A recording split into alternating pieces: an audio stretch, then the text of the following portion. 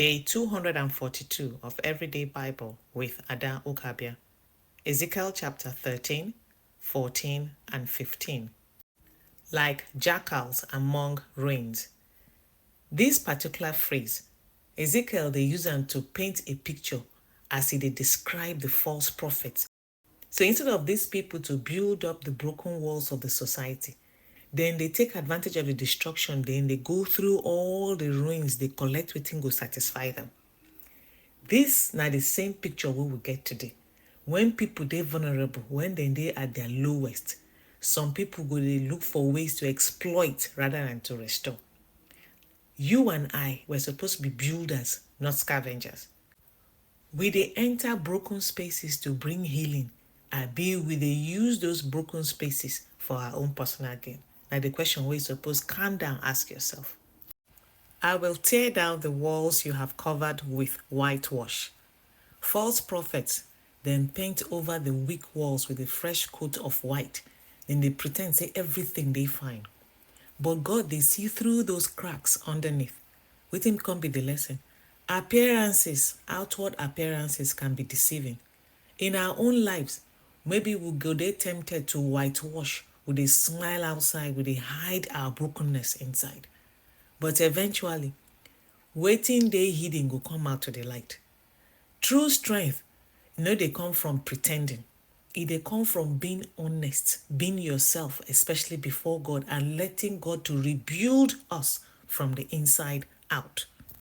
I will set my face against them and make them an example and a byword. This one sound harsh, abi? But well, the choices wey they make then get consequences. God they warn that when people continue to dey deceive and then they stubborn, then they rebel against his ways, their downfall will become a lesson to others. We don't talk about this one in recent days. Today's world, we dey see leaders, we dey see businesses, we dey see communities, we dey see villages, we dey see cities, we dey see states and nations where they fall because of dishonesty. The damage, the ruins, the destruction will become a cautionary tale, a warning to other people. But the good news be say, if we remain faithful, our lives will become examples to other people, not failures. It will be examples of God's grace and faithfulness. These three names wey they mention in chapter 14 today, it really shake my body. Even if these three men, Noah, Daniel, and Job, were in it, they could save only themselves by their righteousness. Wow. God, they say that in a time of judgment, borrowed righteousness, they work. Not because of the righteousness of other people, they ain't gonna come work for your life. Not be so. Your faith cannot ride on your parents, your pastor, or your friends. Just like Noah, he can get to build his own ark. Daniel get to stand firm in Babylon. And Job had to endure all his trials and the sufferings, especially the taunting of his friends. Each of us must personally walk with God. Your own journey with God is a personal thing. Faith is deeply personal. No one else's devotion can substitute for your own. Now you're supposed to waka this road. That like them they talk for Pidgin, OYO, on your own. In the last chapter, this phrase, how is the wood of a vine different from that of a branch from any of the trees in the forest? Well, if you know wetin be vine, like let's say grapevine, the wood they very fragile. They very useful for building furniture or for tools. It's only valuable if it bears fruit.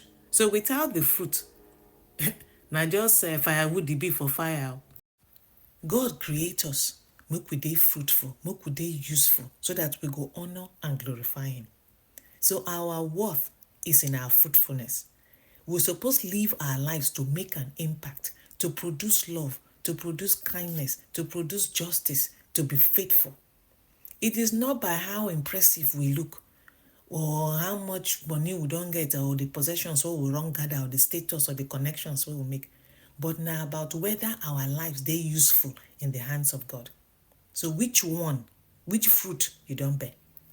And anyone will decide to neglect the main purpose where God created, you dey set yourself for destruction now, like the useless vine.